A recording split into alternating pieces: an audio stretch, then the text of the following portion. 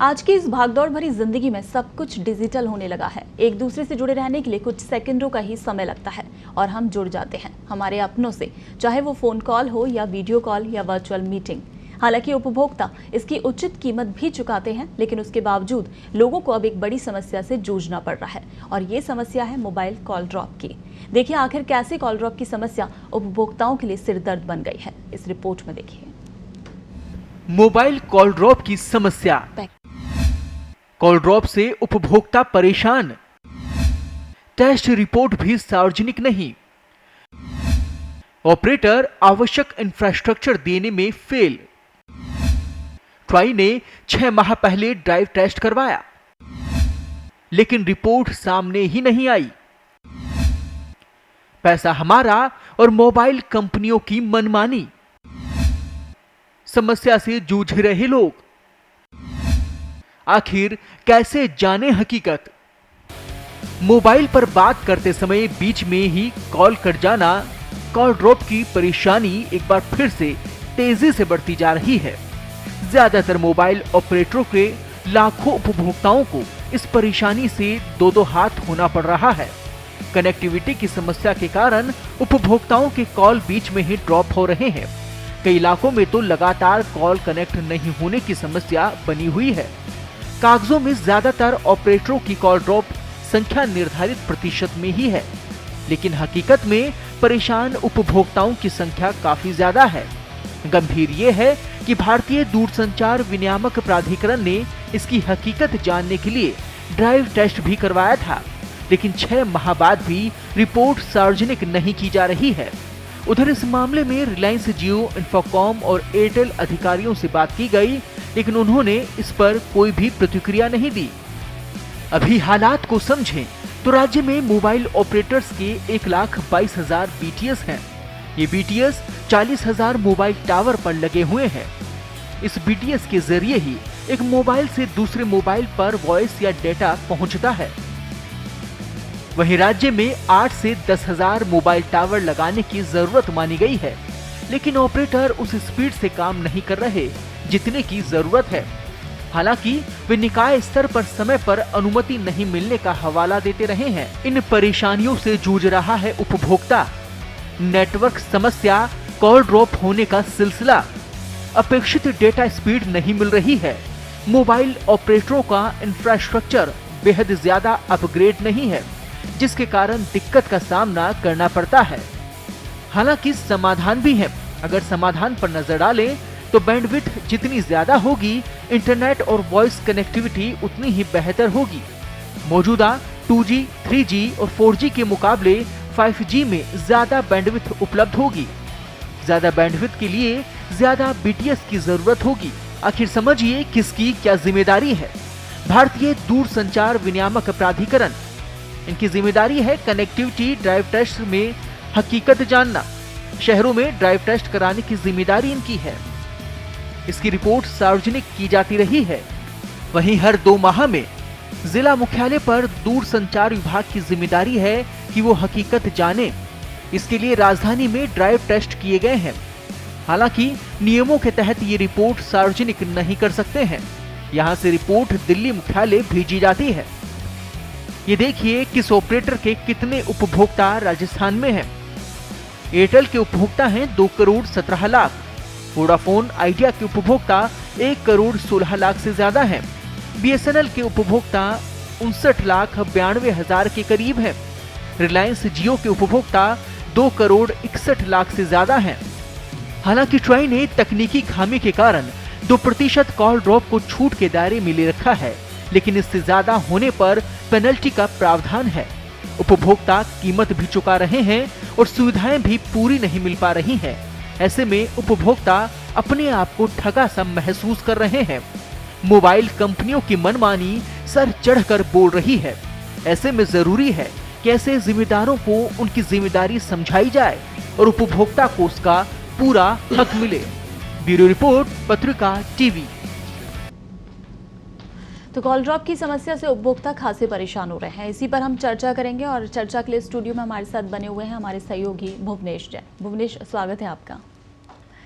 सबसे पहले तो यही बताइए कि जो कॉल ड्रॉप की समस्या आ रही है, आखिर उपभोक्ता पेमेंट भी पूरा करता है, उसके बावजूद भी ये समस्या क्यों आ रही है? जी, कॉल ड्रॉप एक ऐसी समस्या है जो लगातार उपभोक्ताओं से जूझते रहें। लगातार वो जो दूरसंचार विभाग है और ट्राई है उसको दिशा निर्देश जारी करते रहें, लेकिन मोबाइल कंपनियों की इतनी मनमानी है कि वो अपना जो इंफ्रास्ट्रक्चर है वो अपग्रेड नहीं कर पा रहा है। वो हमेशा निकायों पर टाल देता है और निकाय मोबाइल ऑपरेटर्स पे कि एक दूसरे की जो सामंजस्य नहीं बैठा है उसका जो खामियाजा है वो उपभोक्ताओं को भुगतना पड़ रहा है। जी, इसका समाधान क्या है? बिल्कुल, इसका समाधान एक ही है कि आप अपना इंफ्रास्ट्रक्चर अपग्रेड करें। जब तक इंफ्रास्ट्रक्चर अपग्रेड नहीं किया जाएगा तब तक ये कनेक्टिविटी की समस्या आती रहेगी। एक इलाका ऐसा है जहाँ पे 100 उपभोक्ता हैं लेकिन वह इंफ्रास्ट्रक्चर 50 लोगों का ही है, तो इस तरह की कनेक्टिविटी की समस्या वहाँ लगातार आ रही है। ऐसी प्रदेश में बहुत सारे एरिया हैं जहाँ पे आइडेंटिफाई किए हुए हैं लेकिन वहाँ जो इंफ्रास्ट्रक्चर है वो आगे नहीं बढ़ पाया है, और इस कारण जो दूरसंचार विभाग है वो भी लगातार उपभोक्ताओं के साथ ऑपरेटर्स को कहता रहा है कि आप अपना जो अपग्रेड करें इंफ्रास्ट्रक्चर, लेकिन पैसा बचाने के लिए कहें या कुछ और कारण है, वो अपना इंफ्रास्ट्रक्चर उस गति से आगे नहीं बढ़ा पा रहे हैं। जी, अच्छा, ट्राई ने इस मामले में ड्राइव टेस्ट रिपोर्ट जारी करने की बात कही थी, लेकिन अब 6 महीने बाद भी रिपोर्ट अभी तक सार्वजनिक नहीं की गई है, उसके पीछे कारण क्या है? बिल्कुल, ट्राई ने करीब 6 महीने पहले जयपुर शहर में और अन्य शहरों में टेस्टिंग ड्राइव की थी।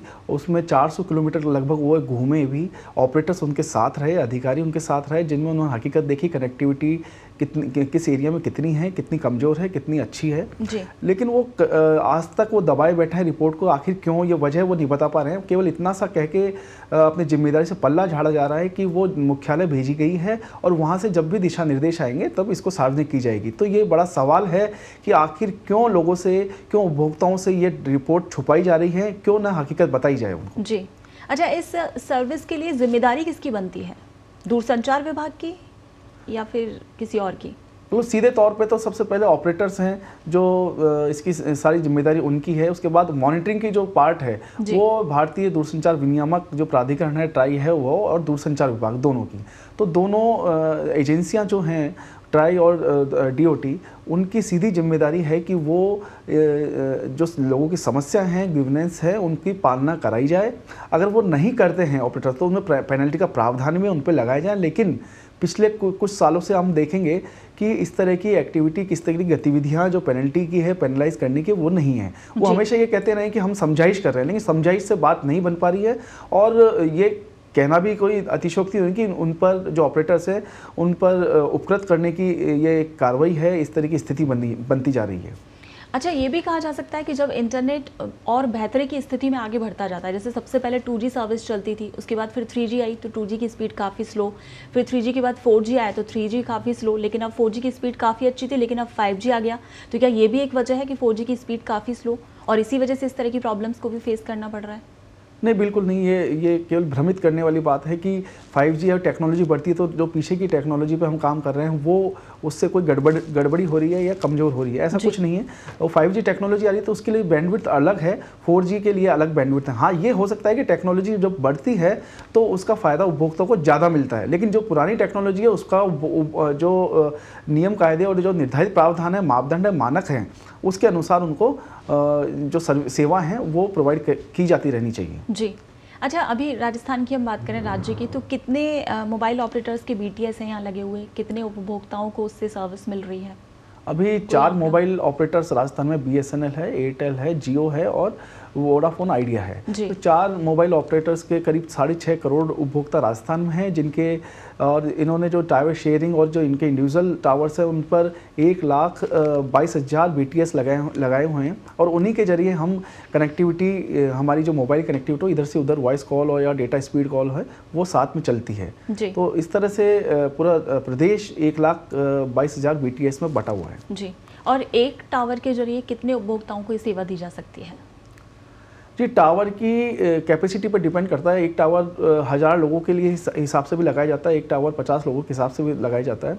अगर एक उपभोक्ताओं को, दर्शकों को हम समझाना चाहें तो 1000 जो एक टावर पर अगर 1000 उपभोक्ताओं की कनेक्टिविटी के हिसाब से वो लगाया जाता है तो ये ऑपरेटर्स मानते हैं कि वहाँ पे एट ए टाइम 7 से 9% जो उपभोक्ता हैं वो कॉल करते हैं, और अगर वो 7 से 9% कॉल से ज़्यादा रेशो बढ़ जाता है तो वो ट्रैफिक बढ़ जाता है और वो कनेक्टिविटी की प्रॉब्लम्स आती है। उसके लिए फिर उनको इंफ्रास्ट्रक्चर डेवलप करना पड़ता है अतिरिक्त। तो यही एक सिनेरियो है जिसमें उपभोक्ता फंसा हुआ है। यानी आप सिंपली ये समझाने की कोशिश कर रहे हैं, अगर मान लो एक टावर से 1000 लोगों का कनेक्शन हो सकता है, अगर उससे ऊपर संख्या जाती है तो फिर दूसरा टावर लगाने की ज़रूरत है।